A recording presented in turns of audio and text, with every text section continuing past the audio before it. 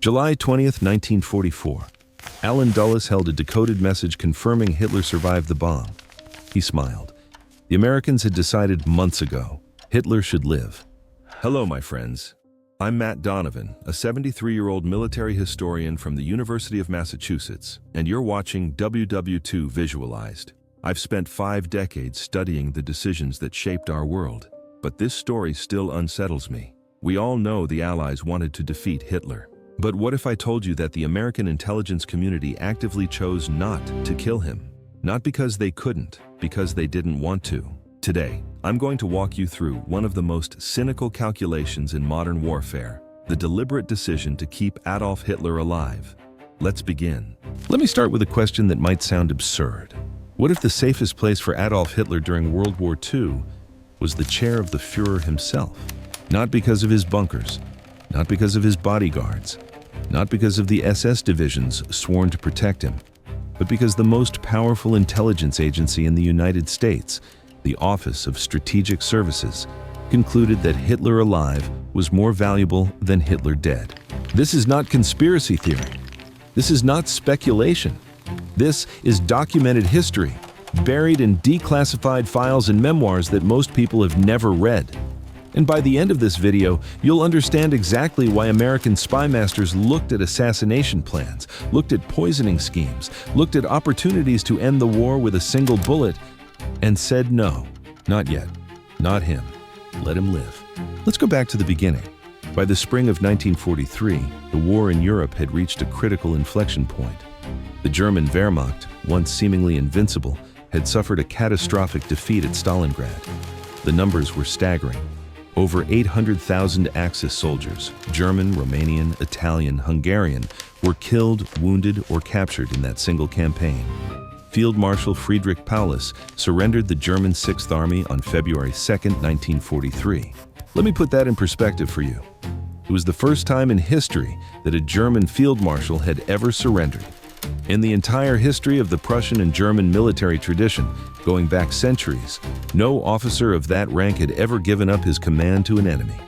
Paulus broke that tradition in a frozen basement in Stalingrad, surrounded by 91,000 starving, frost-bitten survivors of what had once been the most powerful army in Europe. The psychological impact on Germany was immense. Goebbels declared 3 days of national mourning. Radio stations played somber music. For the first time, ordinary Germans began to whisper what had been unthinkable. Perhaps the war could not be won. In North Africa, the situation was equally grim for the Axis. Rommel's Afrika Korps, the legendary desert fighters who had pushed the British back to the gates of Egypt, were now in full retreat. By May 1943, over 230,000 German and Italian soldiers would surrender in Tunisia. The Mediterranean was lost. The tide was turning. Anyone looking at a map could see it. But here's what the Allied leadership understood that the public did not. Germany was still extraordinarily dangerous, perhaps more dangerous than ever. Why? Because a wounded beast is the most unpredictable. The Wehrmacht still fielded over 9 million men under arms across Europe. 9 million. That's more than the entire population of New York City at the time, all of them trained soldiers with weapons in their hands. German industrial production, under Albert Speer's ruthless reorganization, was actually increasing despite Allied bombing. In 1943, Germany produced more tanks than in 1942, more aircraft, more artillery shells, more submarines. Conservative estimates within the American Joint Chiefs of Staff suggested that even with Soviet pressure from the east and eventual Allied invasion from the west, the war in Europe could continue until 1947 or 1948. Think about that. 4 or 5 more years of war. Millions more dead. Cities reduced to rubble. An entire generation consumed by fire, unless something changed. And that's when American intelligence identified something remarkable about the German command structure. A fatal flaw. A weakness that no bomb could create and no army could exploit.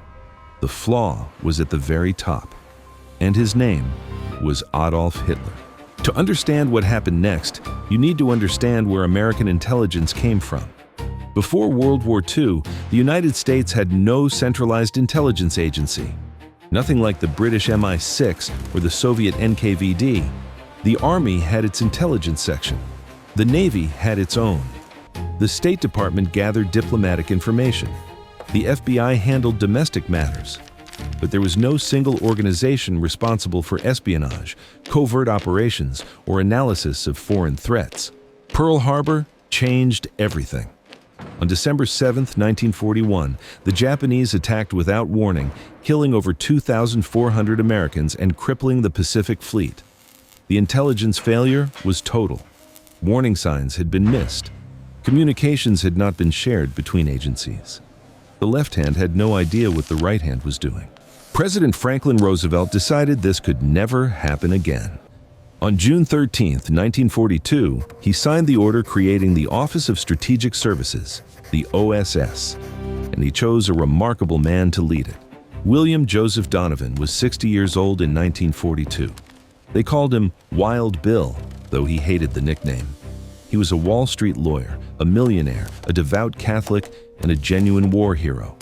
In World War I, he had commanded the famous Fighting 69th Infantry Regiment, earning the Medal of Honor, the Distinguished Service Cross, and 3 Purple Hearts. He was one of the most decorated soldiers in American history. But Donovan was more than a warrior. He was a thinker, a reader, a man who understood that modern war was fought with information as much as with bullets. Roosevelt gave him an unprecedented mandate: create America's first centralized intelligence agency from scratch, recruit the brightest minds from universities, businesses, and the military. Train them in espionage, sabotage, propaganda, and, yes, assassination. Give them whatever resources they need. Answer only to the president. Within months, the OSS had recruited thousands of agents. Ivy League professors worked alongside safecrackers. Olympic athletes trained beside linguists. Debutantes learned to pick locks and forge documents. It was the strangest, most eclectic organization the American government had ever created. And it had one primary target: Nazi Germany. In early 1943, Donovan posed a direct question to his analysts. A question that seems obvious but had never been systematically studied. Should we kill Adolf Hitler? The man Donovan chose to help answer this question was already in Europe, operating in the most important neutral territory on the continent. Alan Welsh Dulles arrived in Bern, Switzerland in November 1942. He had crossed through Vichy, France just hours before the Germans sealed the border, one of the last Americans to make it through before Switzerland became an island surrounded entirely by Axis-controlled territory. Dulles was 49 years old, tall, distinguished, with a neatly trimmed mustache and wire-rimmed glasses that made him look more like a professor than a spy. He was Princeton-educated, a lawyer by training, and had served in the State Department during World War I. He had been stationed in Vienna and Berlin during that earlier conflict, and he spoke fluent German and French. More importantly, he knew people. Throughout his career in law and diplomacy, Dulles had cultivated relationships with European aristocrats, bankers, industrialists, and politicians. He had contacts in every major capital. He understood how power worked in the old world. Switzerland was the perfect posting for such a man. Neutral Switzerland, surrounded by Nazi Germany, Fascist Italy, and Vichy France, yet maintaining its independence through a combination of geography, armed readiness, and usefulness to all sides. Banks in Zurich handled money for everyone, allies, Axis, and everyone in between. Diplomats from warring nations passed each other in the streets of Geneva. Spies from a dozen countries operated with barely concealed openness. Bern, the Swiss capital, became the crossroads of secrets, and Alan Dulles became the most important American there. His cover was barely a cover at all. He was listed in the Bern telephone directory as a special assistant to the American legation. Everyone knew he was a spy. He made no effort to hide it. He met contacts openly at his apartment at Herrengasse 23, a comfortable flat in the old city with a back entrance for visitors who preferred discretion. Dulles attended diplomatic parties, drank good wine, played tennis, and cultivated sources with charm, money, and an uncanny ability to listen. People talked to him. Germans who were disillusioned with Hitler, Italians looking for a way out of Mussolini's sinking ship, French resistance fighters seeking support, even Swiss officials who wanted to stay on America's good side. Within months, Dulles had built the most productive intelligence network the Americans had ever created in Europe. He was receiving information about German troop movements, industrial production, new weapons development, and, most intriguingly, dissent within the Nazi regime itself. But his most valuable insight wasn't about tanks or factories. It was about Adolf Hitler himself. Back in Washington, OSS headquarters was conducting a parallel investigation. Donovan had commissioned a secret study, so secret that fewer than a dozen people knew it existed. The goal was to crawl inside Adolf Hitler's brain, to understand how he thought, what he feared, what he believed, how he made decisions, to predict his behavior, to find his weaknesses. The man chosen to lead this study was Dr. Walter Charles Langer. Langer was 50 years old in 1943. A psychoanalyst trained in Vienna, the city of Sigmund Freud himself, he had spent years studying the human mind. He had a private practice in Boston and taught at Harvard. He was exactly the kind of brilliant, unconventional thinker that Donovan loved to recruit. Langer assembled a small team of analysts. They gathered every scrap of information about Hitler they could find: speeches, writings, photographs, film footage, medical reports smuggled out of Germany by agents and defectors, interviews with people who had known Hitler personally, childhood acquaintances, former colleagues, servants who had worked in his household. The resulting document was over 200 pages long. It remained classified until 1972, when it was finally released under the title The Mind of Adolf Hitler. And what Langer found was extraordinary. Hitler, he concluded, was not a military genius. He was not a brilliant strategist. He was not even particularly intelligent in any conventional sense. His formal education had ended at 16. He had failed to gain admission to art school twice. He had lived as a vagrant in Vienna, selling postcards and sleeping in homeless shelters. What Hitler possessed was something different, something more dangerous and more unstable.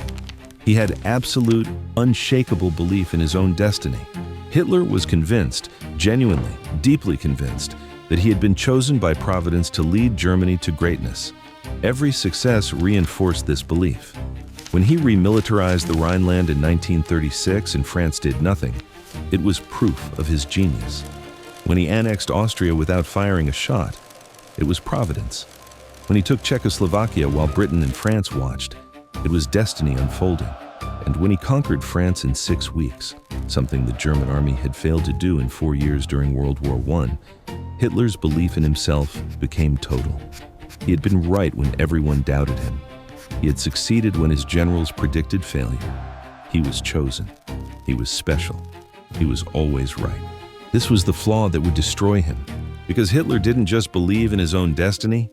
He believed that his intuition was superior to professional military expertise, that his instincts were more reliable than careful analysis, that Providence would protect him even when logic said he was wrong. And so he began to override his generals, to interfere in operational decisions, to reject advice from men who had spent their lives studying warfare. Langer documented this pattern in devastating detail. At Stalingrad, Hitler's generals had begged him to authorize a retreat before the Soviet encirclement was complete. He refused. "Where the German soldier sets foot, there he remains," he declared. And so the Sixth Army stayed and was destroyed. In North Africa, Rommel had wanted to conduct a strategic withdrawal to defensible positions. Hitler ordered him to stand and die. The Africa Corps was destroyed. Again and again, the pattern repeated. Hitler's ideology trumped military reality. His obsessions, holding symbolic ground, never retreating, launching grandiose offensives, overrode sound strategy.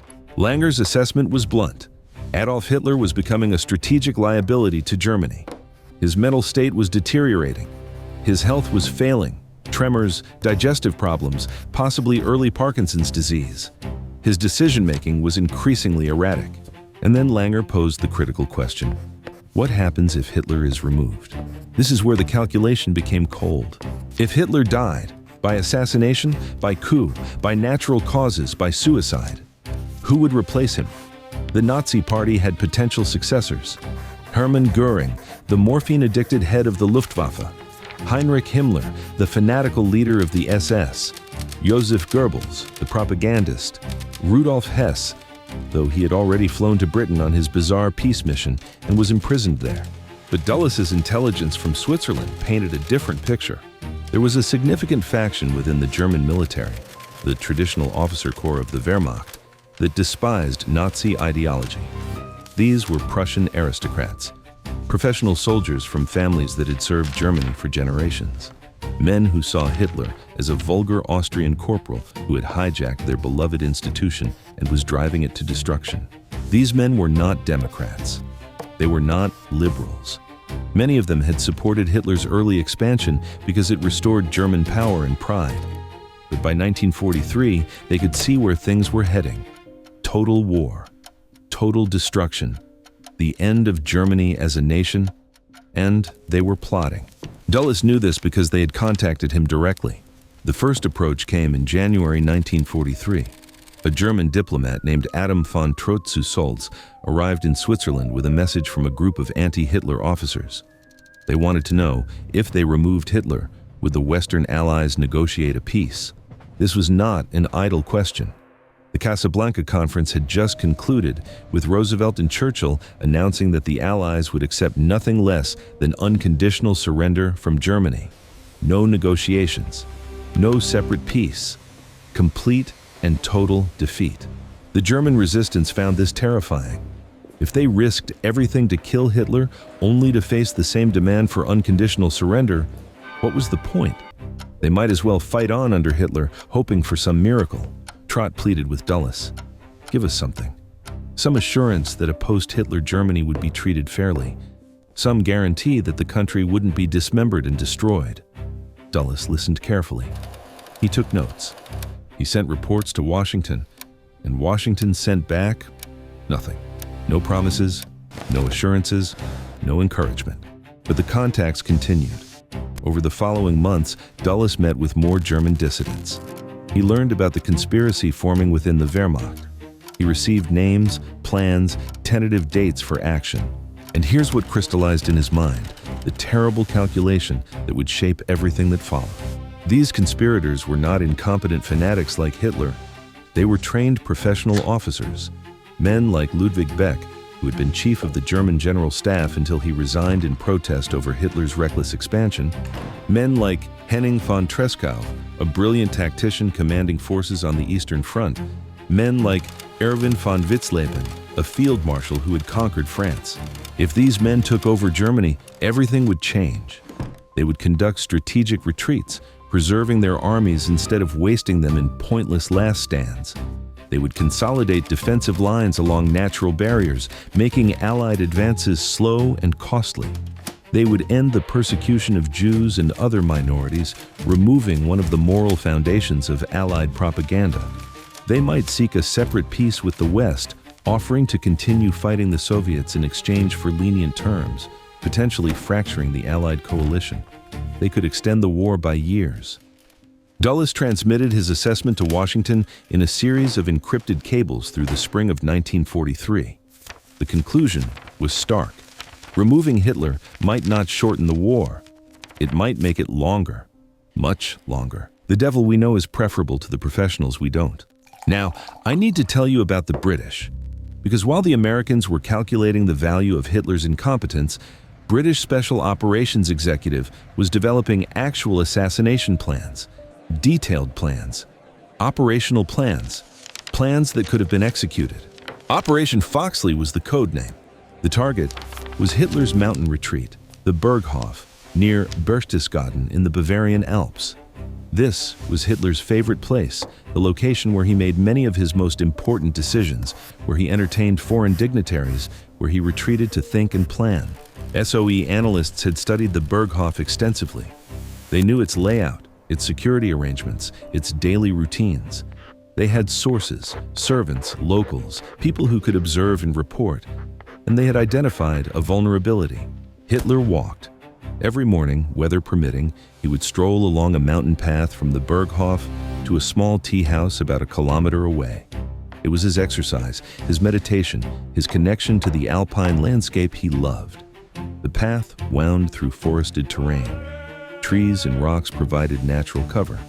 The security, while present, was focused on protecting against large-scale attack, not a single hidden shooter. The plan called for a sniper team, likely Polish commandos who had personal reasons to want Hitler dead, to infiltrate the Berchtesgaden area. They would hide in the forest along the path. They would wait for Hitler's morning walk. The shot would be taken at approximately 150 meters, an easy shot for a trained marksman with a good rifle. Hitler rarely wore body armor. He believed Providence protected him. One bullet, one moment. The war transformed. SOE had the men. They had the weapons. They had the intelligence on Hitler's schedule. They had everything they needed. Operation Foxley was never executed. Why? Because when SOE consulted with American OSS leadership, as they did on major operations affecting the overall war effort, they received a recommendation that shocked them. Do not proceed. The reasoning was laid out in a memorandum that has since been partially declassified. Hitler's interference in military operations consistently undermined German effectiveness. His no-retreat orders had resulted in unnecessary encirclements and mass surrenders. His distrust of his generals created constant friction within German high command. He frequently overruled professional military advice. He transferred commanders on whim. He micromanaged operations down to divisional level. Hitler's ideological obsessions diverted resources from militarily optimal strategies. His fixation on holding Stalingrad for symbolic reasons, it bore Stalin's name, overrode military logic. His commitment to wonder weapons like the V-2 rocket consumed resources that could have built thousands of conventional fighters. And this was the crucial point. Removing Hitler risked replacing him with a leadership structure that would correct these errors. The German General Staff, if freed from Hitler's interference, had demonstrated terrifying competence in 1939, 1940, and 1941. Did the Allies really want to face that competence again? The memorandum concluded with words that still echo through history.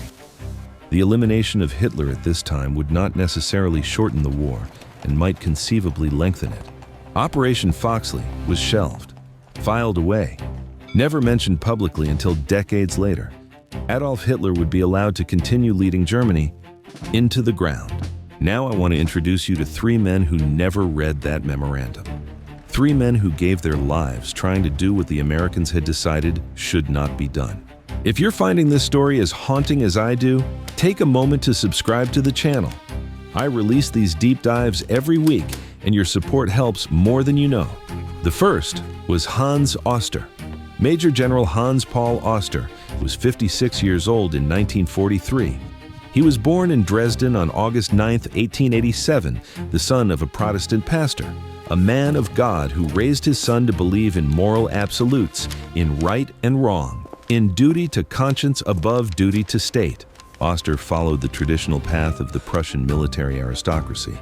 He served as an artillery officer in the First World War, earning the Iron Cross for bravery under fire.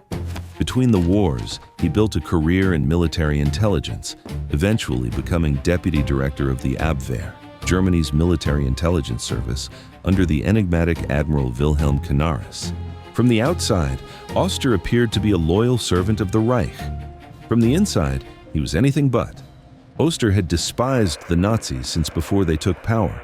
He saw them as criminals, thugs, a cancer on the German nation he loved. When Hitler came to power in 1933, Oster didn't resign or emigrate. He stayed.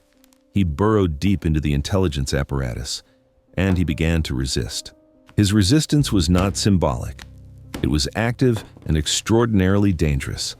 In 1940, as German forces prepared to invade the Netherlands and Belgium, Hans Oster committed high treason. He leaked the invasion plans to the Dutch military attaché in Berlin. He told them the date. He told them the direction of attack. He gave them everything they needed to prepare. Why? Because Oster hoped that if the invasion failed, if German forces suffered a catastrophic defeat, the military would finally turn against Hitler. The war would end. Germany would be saved from itself. The Dutch didn't believe him. Or they believed him, but couldn't convince their government to act. The invasion proceeded. France fell, and Oster's treason remained undiscovered. But he didn't stop. Throughout the war, Oster recruited fellow officers into resistance circles. He helped Jews escape Germany by providing them with false papers and travel documents. He fed information to the Allies through neutral contacts. He was the organizational heart of the military conspiracy against Hitler. Through intermediaries, Oster's network made contact with Allen Dulles in Switzerland. They wanted assurance. If they moved against Hitler, would the Western Allies negotiate? Would there be a future for Germany? Dulles listened. He reported to Washington. He received no authorization to make any commitments. The silence was deafening. In April 1943, the Gestapo arrested Oster on suspicion of currency violations, a pretext to investigate him more thoroughly.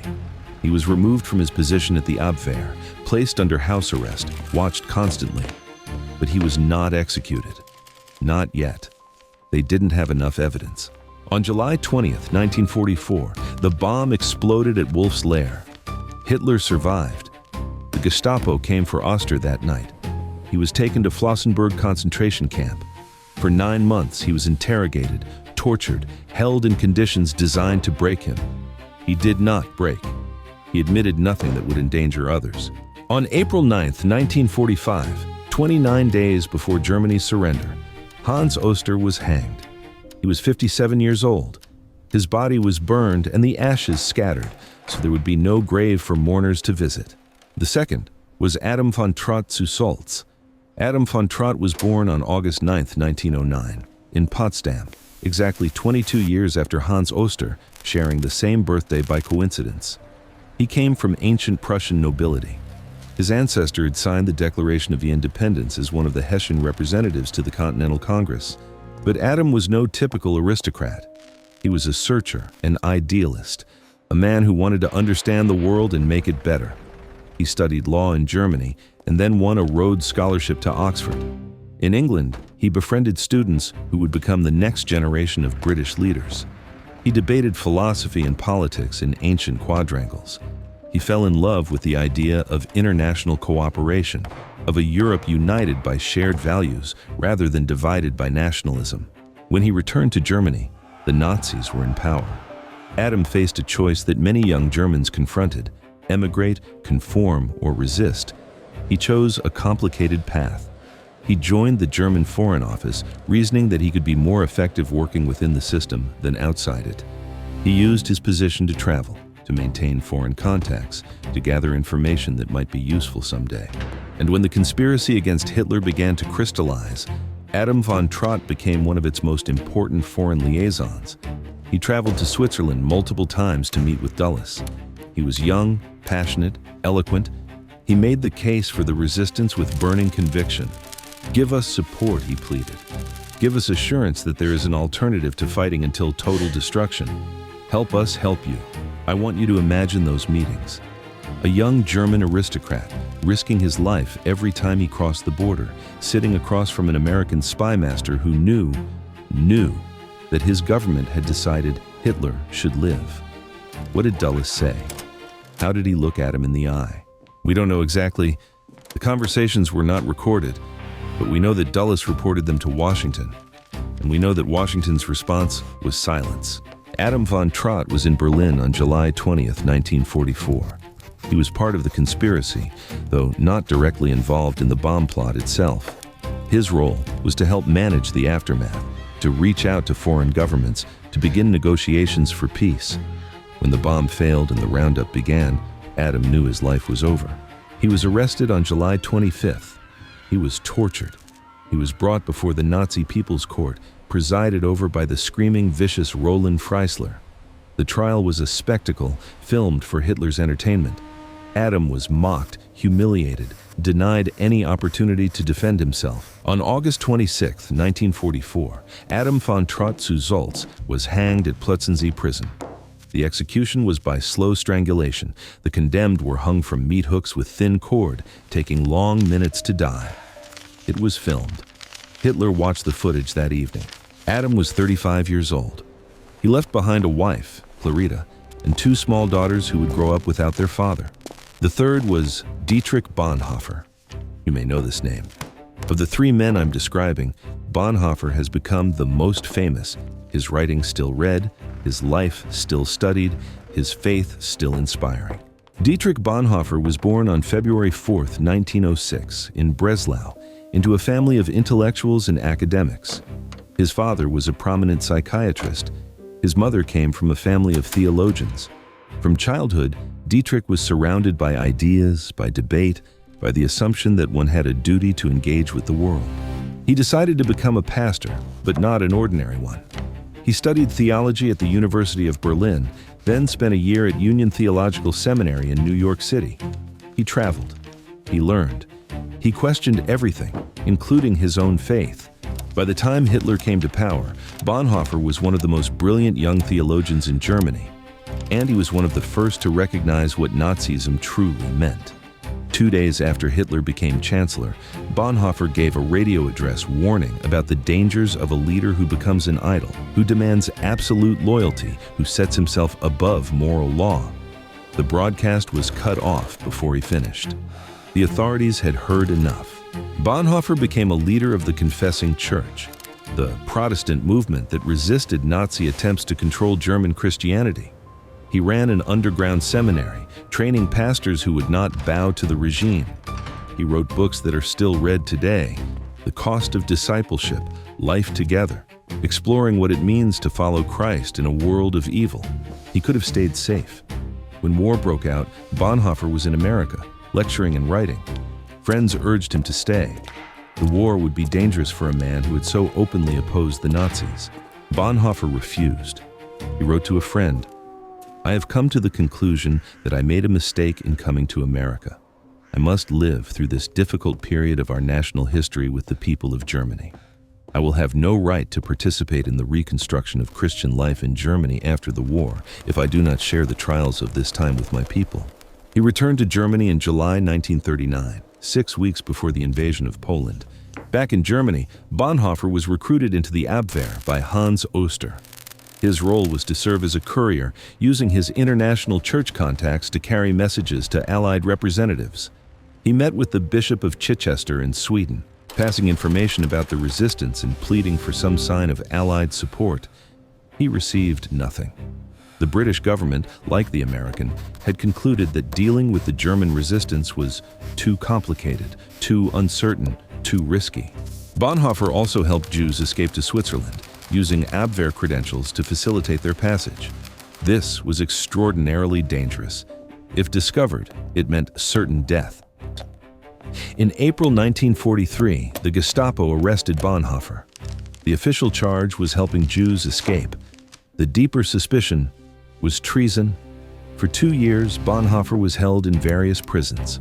First Tegel, in Berlin, where conditions were relatively bearable and he was able to write letters and theological essays. Then Buchenwald. Then, finally, Flossenburg. After the July 20th plot, the Gestapo found documents linking Bonhoeffer directly to the conspiracy. His fate was sealed. On April 9, 1945, the same day as Hans Oster, Dietrich Bonhoeffer was executed at Flossenburg. The camp doctor who witnessed the hanging wrote later, "I saw Pastor Bonhoeffer kneeling on the floor praying fervently to God. I was most deeply moved by the way this lovable man prayed, so devout and so certain that God heard his prayer. At the place of execution, he again said a short prayer and then climbed the steps to the gallows, brave and composed." He was 39 years old. 3 men, 3 believers in a different Germany. 3 lives sacrificed on the altar of a conspiracy that might have ended the war if the Allies had wanted it to end that way. All dead. And all the while, American intelligence had concluded that their goal, killing Hitler, should not be achieved. What do you make of that? I'd genuinely like to know. Leave your thoughts in the comments. Let me take you inside the conspiracy's final act. By the summer of 1944, the plot to kill Hitler had crystallized around a new leader, Colonel Klaus Schenk Graf von Stauffenberg. Stauffenberg was 36 years old. He was brilliant, charismatic, and physically striking, or had been before a British aircraft strafed his vehicle in Tunisia in 1943. He lost his right hand, 2 fingers of his left hand, and his left eye. For months he lay in hospitals, hovering between life and death. When he recovered, Stauffenberg was a changed man, not just physically, but spiritually. He had seen too much. The war crimes on the Eastern Front, the Holocaust, which he knew was happening even if he didn't know all the details, the pointless slaughter of German soldiers for Hitler's ego. Stauffenberg decided that Hitler must die, and he decided that he would be the one to kill him. His injuries, ironically, made this possible. Stauffenberg was appointed Chief of Staff to the commander of the Reserve Army. This position gave him regular access to Hitler's military conferences. He could carry a briefcase into the presence of the Fuhrer himself. The plan was called Operation Valkyrie. Officially, Valkyrie was a contingency plan for the Reserve Army to maintain order in case of a breakdown in government, an uprising by foreign workers, for example. The conspirators had modified the plan. Once Hitler was dead, Valkyrie would be activated, but the real purpose would be to seize control of Germany from the Nazi Party. The bomb was British-made, plastic explosive, captured stock, virtually undetectable. Stauffenberg's adjutant would arm it. Stauffenberg would carry it into the conference room. He would place his briefcase under the table near Hitler, make an excuse to leave, and then, finally, on July 20th, Stauffenberg decided he could wait no longer. The conference was at the Wolf's Lair, Hitler's military headquarters in East Prussia, a massive complex of bunkers and buildings hidden in a forest, surrounded by minefields and checkpoints and SS guards. Stauffenberg arrived that morning carrying a briefcase containing nearly a kilogram of plastic explosive. His adjutant armed the bomb while Stauffenberg freshened up. The trembler fuse was activated by breaking a glass vial of acid that would eat through a wire. The meeting began at 12:30 p.m. About 20 officers were present, gathered around a heavy oak map table. Hitler stood at the center, studying the Eastern Front situation. Stauffenberg entered the room, placed his briefcase under the table, and muttered something about expecting a phone call. He left. At 12:42 p.m., the bomb exploded. The blast was devastating. The conference room was destroyed. 4 men were killed outright. Dozens were wounded, some critically. But Adolf Hitler was not among the dead. What happened? How did he survive? The heavy oak table deflected much of the blast away from Hitler. And, crucially, another officer had moved Stauffenberg's briefcase. It had been placed directly next to one of the table's massive supports, which absorbed much of the explosive force. Hitler staggered out of the smoking ruins. His trousers were in shreds. His hair was singed. His right arm was temporarily paralyzed. His eardrums were perforated. He had over 200 wood splinters in his legs, but he was alive, standing, already raging about the traitors who had tried to kill him. The conspiracy unraveled within hours. Stauffenberg and 3 co-conspirators were arrested that evening and shot in the courtyard of the Bendler block in Berlin. His last words were reportedly, "Long live sacred Germany." What followed was a bloodbath on a scale that even the Nazis had rarely achieved. The Gestapo rounded up anyone connected to the conspiracy, and thousands who were merely suspected. Family members of conspirators were arrested under the Nazi doctrine of Sippenhaft, clan liability. Elderly parents, young children, distant cousins, over 7,000 people were arrested in the following weeks. Nearly 5,000 were executed. Some were hanged with piano wire, the films sent to Hitler for his viewing pleasure. Some were tortured for months before their deaths. Some simply disappeared into the concentration camp system and were never seen again. The German resistance was destroyed, utterly and completely. The professional officers who might have shortened the war, who might have negotiated a surrender, who might have saved hundreds of thousands of lives, they were dead or broken. And in Bern, Allen Dulles received the news. Here is where the story becomes truly cold. Dulles had known about the July 20th plot in advance. His contacts in the German resistance had informed him that something was being planned. He had reported to Washington that a coup attempt was likely in the summer of 1944, and Washington had done nothing to support it. No promises of favorable peace terms to encourage the conspirators. No assurances that a post-Hitler Germany would be treated fairly. No covert assistance, no encouragement, nothing but silence. After the plot failed, Dulles wrote in his personal notes, declassified decades later, observations that chill me every time I read them. He noted that the destruction of the German resistance was, in strategic terms, not entirely unfortunate. Why? Because now there was no one left to replace Hitler. The competent officers were dead or imprisoned. The sycophants remained, the yes-men, the fanatics who would follow Hitler into the abyss. And Hitler himself, increasingly unstable, increasingly paranoid, increasingly detached from reality, would continue making the catastrophic decisions that were bleeding Germany dry. Which is exactly what happened. Let me walk you through Adolf Hitler's strategic decisions in the final 9 months of the war. As you listen, remember, this is what American intelligence had predicted. This is what they were counting on. In August 1944, Allied forces broke out of Normandy and began racing across France. Paris was in their path. Hitler ordered the city defended to the last man. More than that, he ordered Paris destroyed. The bridges over the Seine were to be blown. The great monuments, the Eiffel Tower, Notre Dame, the Louvre, were to be demolished. If Germany could not hold Paris, no one would have it. The commanding general in Paris was Dietrich von Choltitz. He had been chosen because he was considered reliable. He had carried out brutal orders in the past. But something changed in him. Perhaps it was the beauty of the city. Perhaps it was the certainty of defeat. Perhaps it was simple humanity. Choltitz refused. He negotiated a surrender with the French resistance. Paris was saved, intact, a miracle of disobedience. If a more fanatical officer had been in command, and there were plenty of them, one of the world's great cities might have been reduced to rubble. In December 1944, Hitler launched his last great offensive, the Ardennes attack, which Americans would call the Battle of the Bulge. The plan was characteristically grandiose. German forces would smash through the weakly held American lines in the Ardennes forest, race to the port of Antwerp, cut off Allied supply lines, and force the Western Allies to negotiate. His generals were horrified. Germany's strategic reserves, over 400,000 men, precious fuel that couldn't be replaced, hundreds of irreplaceable tanks, would be committed to an offensive that had almost no chance of success. The element of surprise might allow initial gains, but sustaining an advance through winter with Allied air supremacy was fantasy. They told Hitler this. He overruled them. Providence would provide.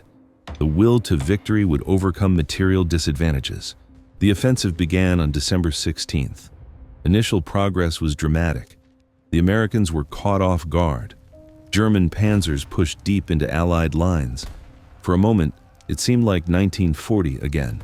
Then, reality asserted itself. The weather cleared. Allied aircraft filled the skies. German supply lines, already inadequate, collapsed under bombardment. American resistance stiffened. The advance ground to a halt. By January, the Battle of the Bulge was over.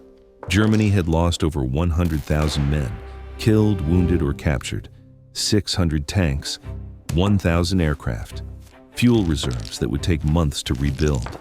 The Western Front, which might have held for months with a defensive strategy, collapsed within weeks after the Ardennes disaster. Hitler had thrown away his last reserves on a gamble that his own generals knew would fail. Madishud. In January 1945, as the Soviet winter offensive began, Hitler refused to authorize evacuation of civilian populations from East Prussia. The provinces that had been German for centuries were about to be overrun by the Red Army, an army that had seen what the Germans had done in Russia and was in no mood for mercy. Hundreds of thousands of German refugees died in the chaos that followed, frozen on roads clogged with military traffic, drowned when overcrowded ships were sunk by Soviet submarines, killed in the crossfire of armies that cared nothing for their fate. A competent government would have begun evacuations months earlier. Hitler forbade even the discussion of retreat. In March 1945, with the war obviously lost, Hitler issued his Nero Decree. Named after the Roman emperor who supposedly fiddled while Rome burned, the decree ordered the destruction of all German infrastructure, factories, bridges, railways, utilities, everything, to deny resources to the advancing Allies. Do know, if the war is lost, Hitler told Albert Speer, the nation will also perish. There is no need to take into consideration the basics which the people will need to continue even a most primitive existence. Speer, who had spent years building German war production, was appalled. He secretly sabotaged the decree, instructing industrial managers to disable facilities rather than destroy them. If the Nero Decree had been carried out, Germany's post-war recovery would have been set back by decades. And in April 1945, as Soviet shells fell on Berlin, as the Third Reich collapsed into rubble and fire, Adolf Hitler remained in his bunker, moving divisions on a map that no longer existed, ordering counterattacks by armies that had been destroyed weeks ago. He had completely lost touch with reality. He raged at generals for failures that were inevitable. He executed officers for cowardice when they reported the truth. He spoke of miracle weapons and secret plans that would reverse everything. Every one of these decisions shortened the war. Everyone cost German lives while saving Allied lives. Everyone validated the cold calculation that OSS had made in 1943. Adolf Hitler was the Allies' greatest asset. And somewhere in Washington and Bern, men who understood this were watching, waiting, counting the days. Let me give you the numbers. The cold, hard mathematics of what happened and what might have been. The war in Europe, from D-Day to Germany's surrender, lasted approximately 11 months. In those 11 months, approximately 2 million soldiers died on all sides: American, British, Canadian, French, Soviet, German. Add civilian casualties, the bombing campaigns that continued until the last days, the Holocaust, which continued operating until the camps were liberated, the sieges and street fighting, the refugees who died on frozen roads. Conservative estimates put total deaths in Europe from June 1944 to May 1945 at between 4 and 5 million people. Now consider the alternative scenario. What if Hitler had been killed in 1943 or early 1944, before D-Day? What if competent German generals had taken command? Men who would have conducted orderly retreats rather than suicidal stands. Men who would have consolidated defensive lines along natural barriers. Men who would have preserved their forces rather than squandering them in doomed offensives. Military historians have modeled these scenarios. I've read their studies. The conclusions are remarkably consistent. A professional German military leadership, freed from Hitler's interference, could have extended the war by 12 to 24 months, perhaps longer. Think about what that means. 24 additional months of war. 24 months of casualties on all fronts. 24 months of bombing campaigns. 24 months of concentration camps operating. 24 months of Soviet advance through Eastern Europe. The atomic bomb. It might have been used in Europe rather than Japan if the war had continued long enough. The numbers become incomprehensible. Potentially millions more dead. Was the American calculation correct? Did keeping Hitler alive actually save lives? I don't know. No one can know with certainty. We cannot run controlled experiments with history. But I can tell you this, the men who made that calculation believed it. They believed they were saving lives by allowing Adolf Hitler to continue destroying Germany from within. They believed they were being rational, and maybe they were. But here's what haunts me about this story. What keeps me awake sometimes, even after 50 years of studying it. Oster, Trott, Bonhoeffer, they believed they were doing the right thing, the moral thing, the only thing a decent human being could do. They believed that opposing evil was a categorical imperative, that some monsters must be fought regardless of the odds, that standing aside while innocent people are murdered, Jews, Poles, Russians, prisoners of war, the disabled, anyone the Nazis deemed subhuman, is itself a form of evil. They were willing to die for that belief. And they did die. The Americans, Dulles, Donovan, the faceless analysts who wrote those memoranda, believed in a different kind of morality. The morality of outcomes. The greatest good for the greatest number. If Hitler's survival saved more lives than his death, then his survival was the correct choice, no matter how repugnant it might feel. Both positions are philosophically defensible. Immanuel Kant would have sided with the conspirators. Jeremy Bentham would have sided with the analysts. Neither position is comfortable. I've thought about this for decades. I've imagined myself in Dulles's position in Bern, sitting across from Adam von Trott, this young man, brilliant and doomed, risking everything to kill the devil himself. What would I have said? Would I have told him the truth? We've done the calculations. Your mission should not succeed. Go home. Live. Let Hitler destroy himself. Would I have encouraged him? Keep fighting. The Allies support you. We'll recognize a new German government. knowing it was a lie, knowing he would die for that lie? Or would I have done what Dulles apparently did? Listened, reported, stayed silent, let him walk to his death, telling myself it was for the greater good? I don't know the answer. I've been a historian for 50 years and I still don't know. What would you have done? Think about it. Really think. Drop your answer in the comments. I want to know. Adolf Hitler committed suicide on April 30th, 1945, in his bunker beneath Berlin. Eva Braun, whom he had married the day before, died beside him. He was not killed by Allied assassins. He was not overthrown by his generals. He was not hanged by the German people he had led to destruction. He died by his own hand, in his own time, having accomplished exactly what the OSS analysts had predicted he would accomplish: the complete destruction of Nazi Germany. Allen Dulles went on to a remarkable career. He helped negotiate the secret surrender of German forces in Italy, Operation Sunrise, in the final weeks of the war. After the war, he returned to law practice briefly before being drawn back into intelligence work. In 1953, President Dwight Eisenhower appointed Dulles as Director of Central Intelligence, the head of the newly created CIA. He served until 1961, overseeing covert operations in Iran and Guatemala, the development of the U-2 spy plane program, and the early stages of operations against Fidel Castro in Cuba. He never spoke publicly about the decision not to kill Hitler. The memoranda remained classified. The moral calculations stayed buried in archives. Allen Dulles died on January 29, 1969, at age 75. William Donovan dissolved the OSS at war's end, per President Truman's orders. When the CIA was created in 1947, it was built on the foundation Donovan had laid. Many of its first officers were OSS veterans. The techniques, the philosophy, the cold calculations, they carried over. The logic that spared Hitler, the idea that enemy leadership can be more valuable alive than dead, that removing a leader might make things worse rather than better, became embedded in American strategic thinking. During the Korean War, there were discussions about targeting Kim Il-sung. The arguments against were familiar. Removing him might bring more competent leadership. During Vietnam, similar debates surrounded Ho Chi Minh.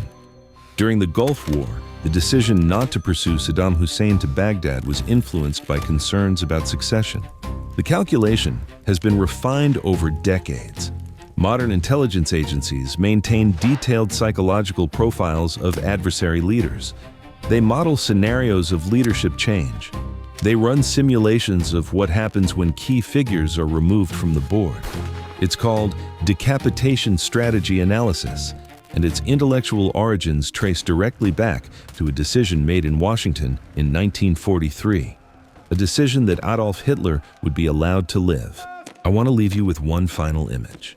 It's 1944, the Wolf's Lair, Hitler's military headquarters.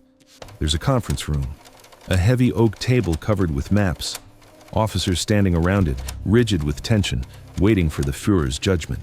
And at the head of the table, there's a chair, Hitler's chair, the most important seat in Nazi Germany, the throne from which he commands armies, orders massacres, shapes the fate of nations. That chair, that specific chair, was the safest place in the world for Adolf Hitler.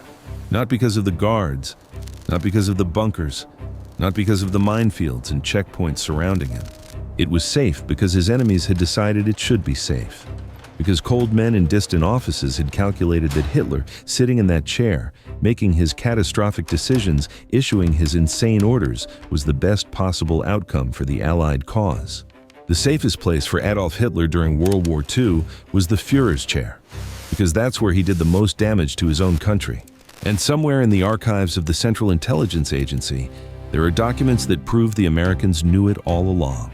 That's all for today, my friends.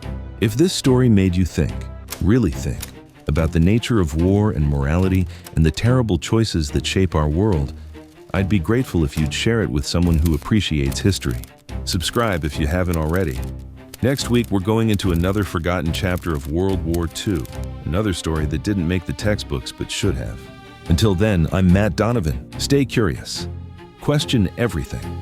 And remember, history is not a story of heroes and villains. It's a story of human beings making impossible choices with incomplete information. I'll see you in the next one.